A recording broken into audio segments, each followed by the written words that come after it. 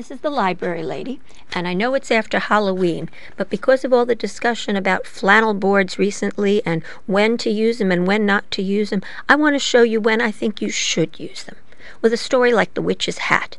This is based on a book by Tony Johnston, and it's a really, really nice book, but it's very, very small, and the illustrations are dark and scratchy. It's a great lap book, but it's really not the sort of thing that has the look and the feel or you want to use for a group. It's just too small anyway. Plus that this story has extra pizzazz to it.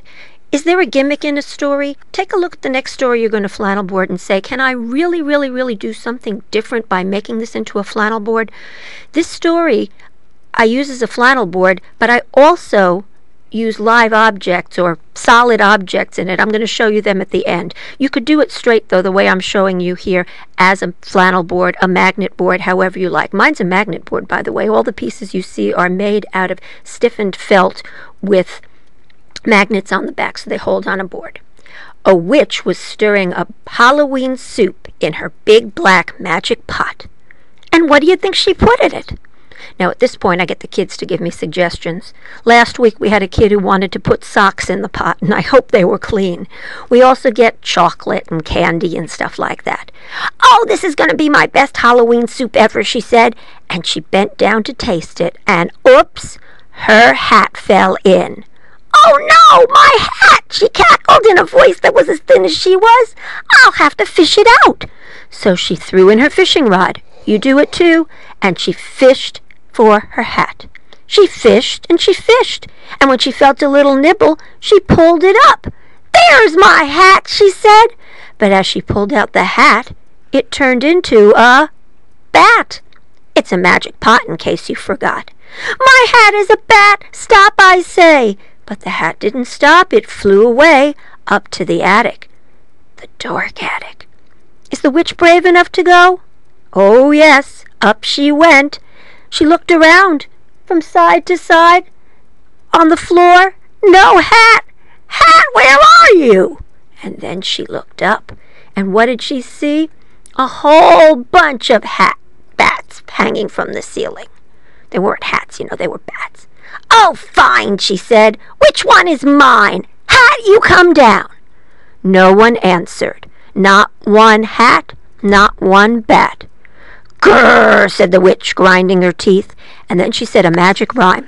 The rhyme changes each time. This time it's going to be Porcus, Hammus, green pajamas. And then you got to clap 3 times. You ready? Porcus, Hammus, green pajamas. And all the bats came fluttering down from the ceiling. And the witch began to pinch the bats to see which one was her. "Eek," said a bat. "Bat," said the witch. "Eek," said a bat. "Bat," said the witch. "Ee! Ow!" said a bat. "Hat!" cried the witch, and she grabbed for it. But as she grabbed for her hat that was a bat, it turned into a rat. It was a magic pot, in case you forgot. The rat ran into a crack in the wall. Was the witch brave? Yeah. Would she go in? Do you think she can?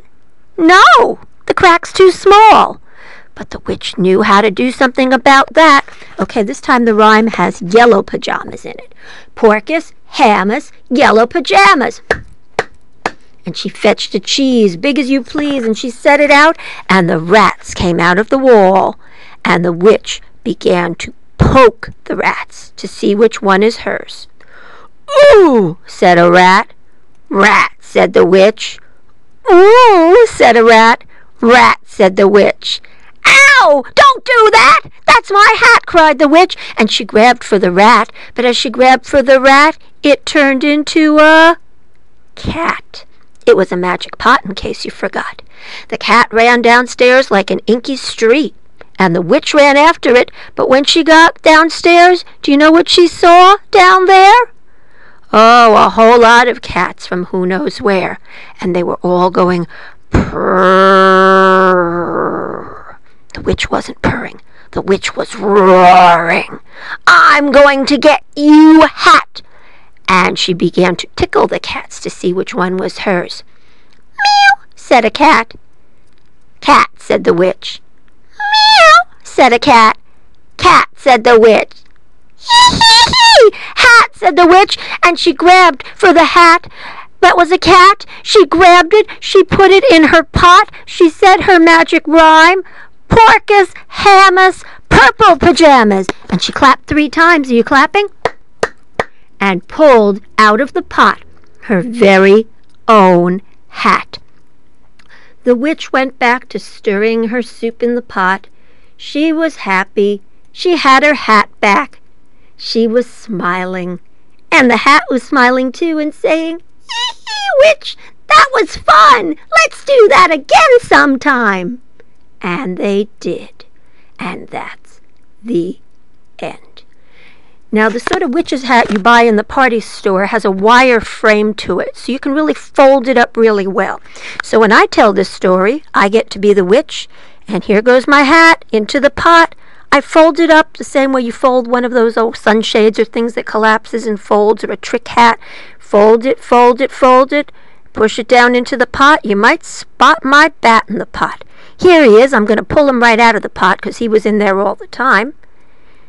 Here's my mouse, my rat, I should say. I usually hide the rat somewhere behind something, or I stick him in my pocket and I pull him out at the right moment. I still use bats on the board. I still use rats on the board, but I have one object. In fact, you can even get a rat, I should say, that when you pull on a string, it rolls around on the floor, and the kids love that. I couldn't find mine this year. I found it when I was done. Doesn't that figure? And here's my black cat.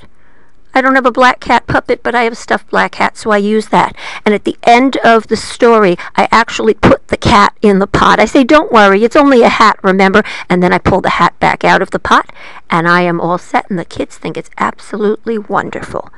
This is the library lady. I hope you've enjoyed this. I hope it gives you some ideas about flannel boards and why I use them and why I don't use them. I'll be seeing you out on the web. Hope you had a wonderful Halloween, and thank you for watching. Bye-bye.